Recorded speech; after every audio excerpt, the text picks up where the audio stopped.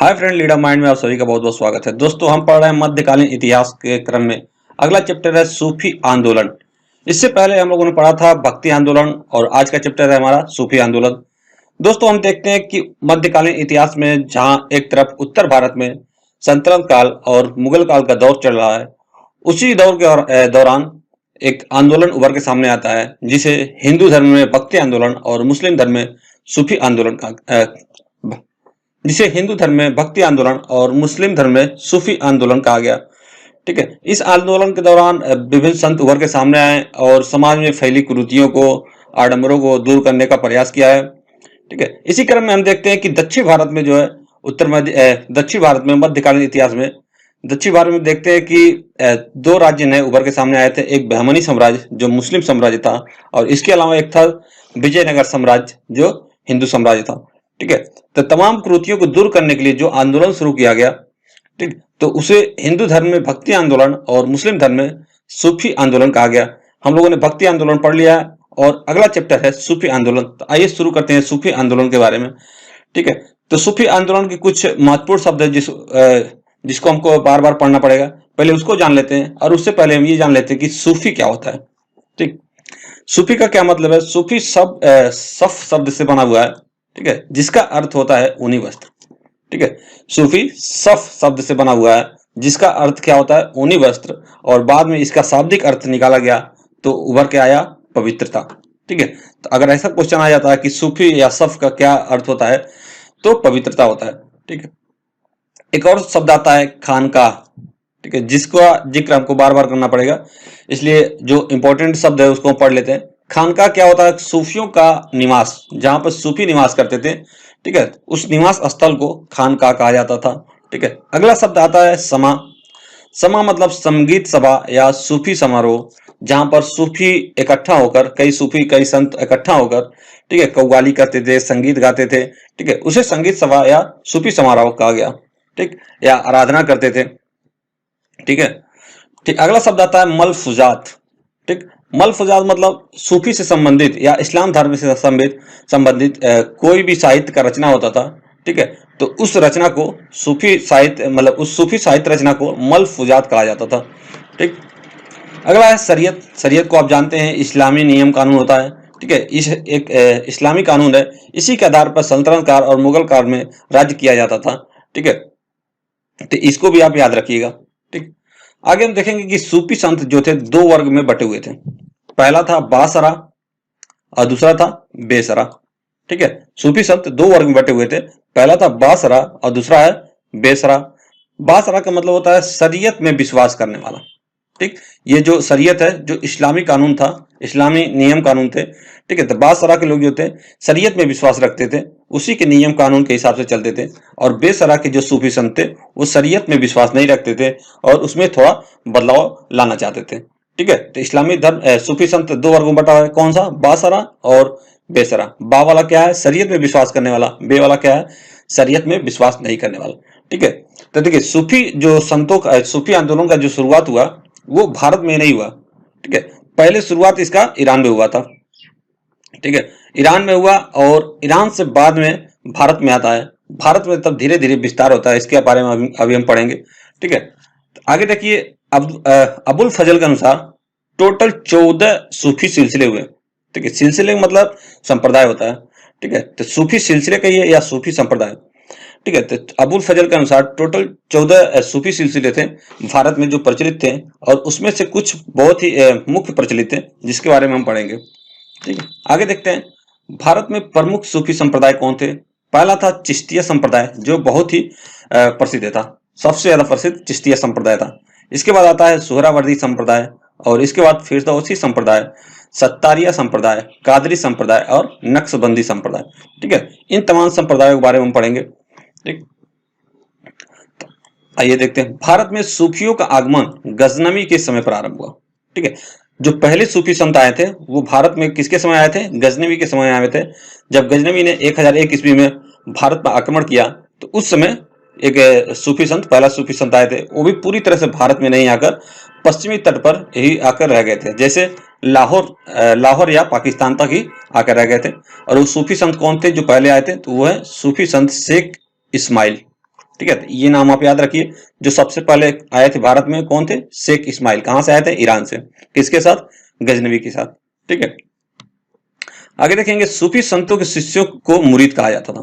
ठीक है, सूफी संत के जो शिष्य होते थे उनको मुरीद कहा जाता था, और सूफी को क्या कहा जाता था? पीर कहा जाता था। ठीक है, तो सूफी को पीर कहा जाता था, और उनकी अगर डेथ हो जाती थी, मृत्यु हो जाती थी, तो उनका एक दरगाह भी बनाया जाता था। ठीक है, मजार बनाया जाता था, जो आज भी देखा जाता है। ठीक है, तो सूफी को क्या कहते थे? पीर कहते थे। उनके संतों को क्या कहते थे? मुरीद कहा जाता था। ठीक, पहला जो संप्रदाय आया, जो सिलसिला आया, उसे चिश्तिया संप्रदाय। ठीक है, संप्रदाय कहिए या सिलसिला कहिए, बात एक ही है। तो पहला संप्रदाय जो था चिश्ती संप्रदाय था, और बहुत ही इंपॉर्टेंट था, बहुत ही प्रसिद्ध था। ठीक है, भारत में इसका सबसे ज्यादा प्रसिद्धि हुआ। ठीक है, इसके प्रमुख केंद्र जो थे संप्रदायों के, पहला तो अजमेर था, दूसरा दिल्ली था। ये दो प्रमुख केंद्र थे। लास्ट में हम देखेंगे सलीम, सूफी सलीम होते हैं, वो अपना जो केंद्र बनाते हैं वो फतेहपुर सीकरी में बनाते हैं। ठीक है, अभी उसके बारे में पढ़ेंगे। तो देखिए, चिश्तिया संप्रदाय के संस्थापक कौन थे? वो थे ख्वाजा अबू अब्दाल चिश्ती। ठीक है, ये भारत में नहीं थे, ये संस्थापक थे, चिश्ती संप्रदाय के संस्थापक थे। अब भारत में विस्तार जो किया वो कौन है? ख्वाजा मोइनुद्दीन चिश्ती। ठीक है, तो ये भी कह सकते हैं कि भारत में चिश्ती संप्रदाय के संस्थापक कौन थे? तो ख्वाजा मोइनुद्दीन चिश्ती थे। ये मोहम्मद गोरी के समय भारत आए थे 1192 ईस्वी में। ठीक, 1192 ईस्वी आपको याद होगा किस लिए प्रसिद्ध है? ठीक है, क्योंकि पानीपत वो तराई का द्वितीय युद्ध हुआ था 1192 ईस्वी में। उसी समय मुस्लिम साम्राज्य का स्थापना हो गया भारत में।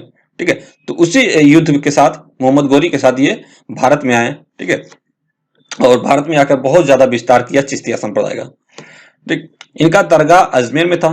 ठीक है, तो इनका दरगाह जो था अजमेर में था, और अजमेर से ही अपने प्रचार प्रसार करते थे, और इनका केंद्र भी अजमेर में ही है। ठीक है, मतलब केंद्र भी अजमेर में था, दरगाह भी अजमेर में है।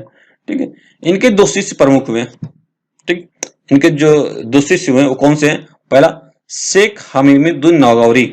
शेख हमीमुद्दीन नागौरी, जो राजस्थान के नागौर से संबंधित थे। ठीक है, इसलिए इनका नाम नागौरी पड़ा।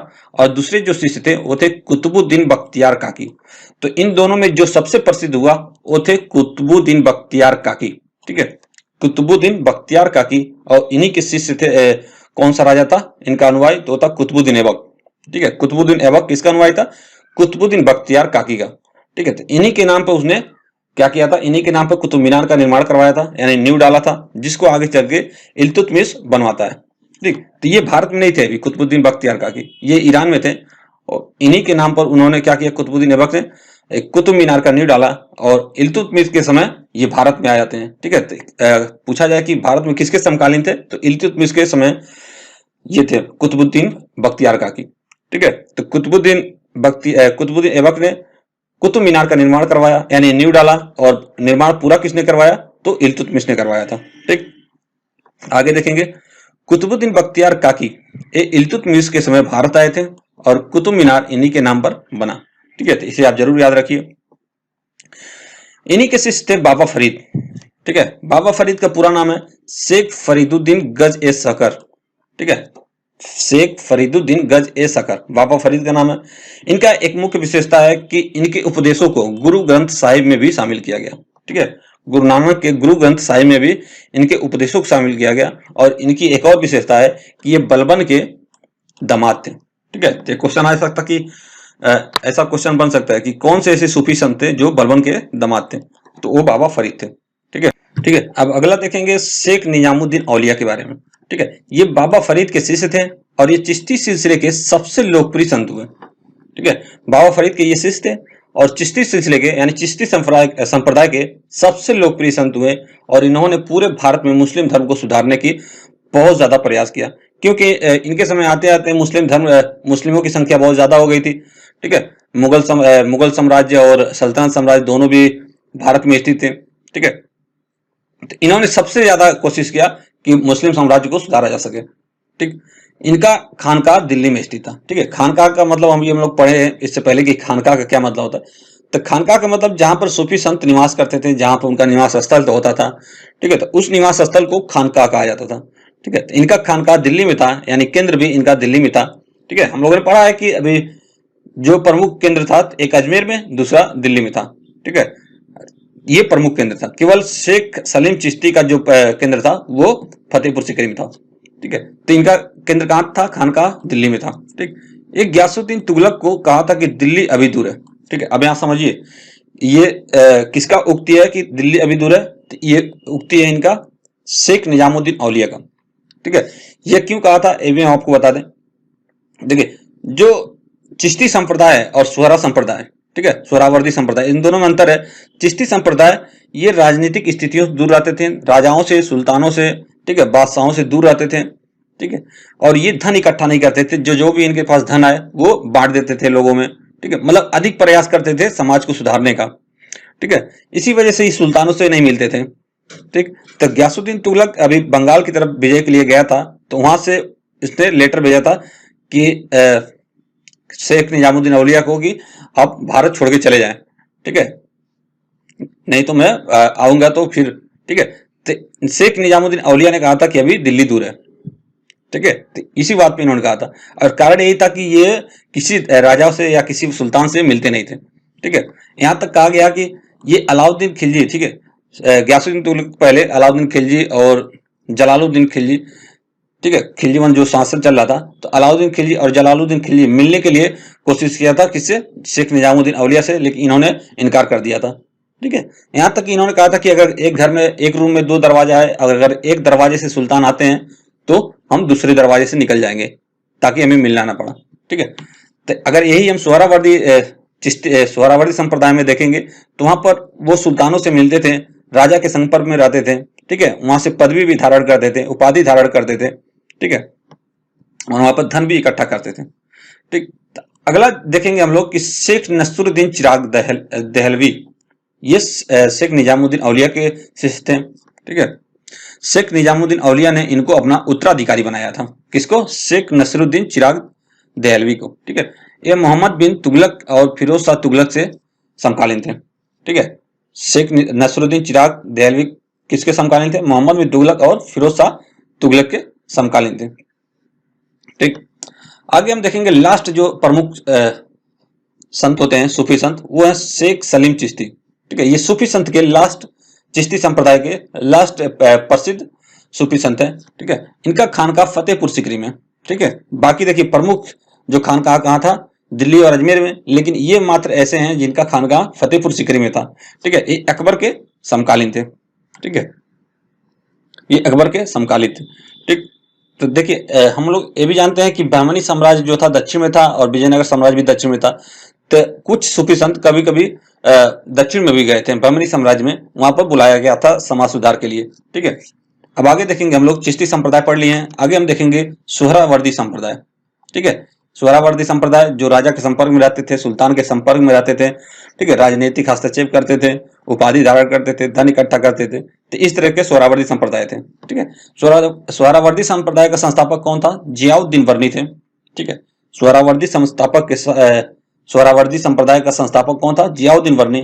ठीक है। ये संस्थापक थे। और भारत में विस्तार किसने किया? तो वो थे शेख शिहाबुद्दीन सोहरावर्दी। ठीक है। तो क्वेश्चन अगर आ जाता है कि भारत में किसने सोहरावर्दी संप्रदाय का विस्तार किया या भारत में संस्थापक कौन माना जाता है, तो वो है शेख शहाबुद्दीन सोहरावर्दी। ठीक है। नाम से ही पता चल जा रहा है सोहरावर्दी संप्रदाय। ठीक। तो इसमें आपको ज्यादा दिक्कत नहीं होगा याद करने में। आगे देखेंगे भारत में दूसरा प्रमुख संप्रदाय था। ठीक है। पहला प्रमुख संप्रदाय कौन था? चिश्ती संप्रदाय। और दूसरा प्रमुख संप्रदाय जो था भारत में आने वाला वो था सोहरावर्दी संप्रदाय। ठीक है। इसका प्रभाव जो क्षेत्र था वो सिंध प्रांत था। ठीक है। भारत के पश्चिम साइड में इसका प्रभाव अधिक था। ठीक है। जैसे सिंध प्रांत हुआ, लाहौर हुआ, यानी वर्तमान में पाकिस्तान। ठीक।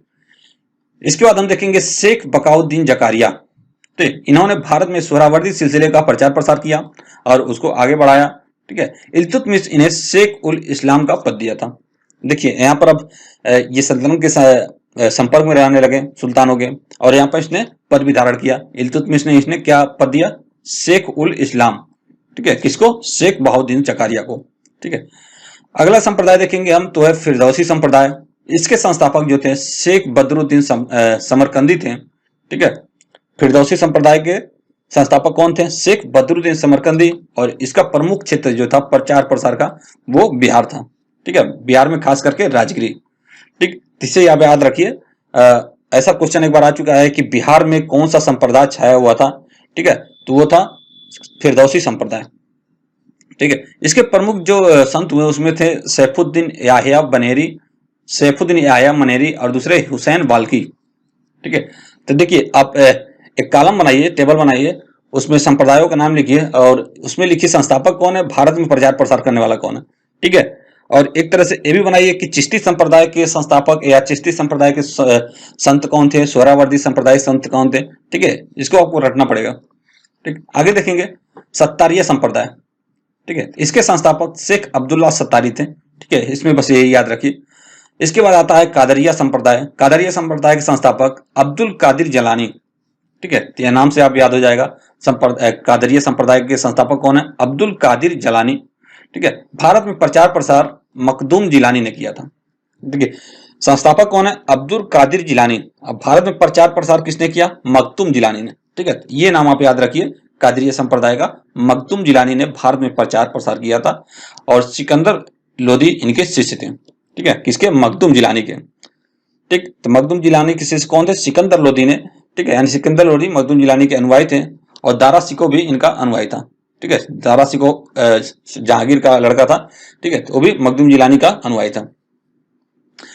अगला संप्रदाय देखेंगे नक्शबंदी संप्रदाय। यहां से बहुत सारे क्वेश्चन बनते हैं। ठीक है, इसके संस्थापक जो थे ख्वाजा बाकी बिल्ला। नक्शबंदी संप्रदाय के संस्थापक कौन थे, ख्वाजा बाकी बिल्ला। और यह संप्रदाय सर्वाधिक कट्टर सिलसिला माना जाता है, यानी सर्वाधिक कट्टर संप्रदाय माना जाता है। ठीक है, कट्टर क्यों, क्योंकि ये बासरा पर आधारित था, यानी बासरा का नियम का पालन करता था, मतलब ये शरीयत के हिसाब से चल रहा था। ठीक है, ठीक है, शरीयत हम लोगों ने पढ़ा ना, एक शरीयत इस्लामी कानून है। ठीक है, उसी के हिसाब से एकदम चल रहा था और इसी का अनुयायी था औरंगजेब।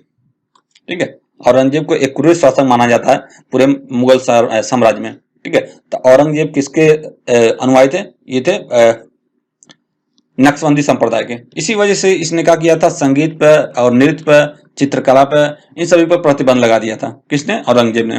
ठीक है, और नक्शबंदी संप्रदाय का मुख्य केंद्र जो था तो वो था कश्मीर।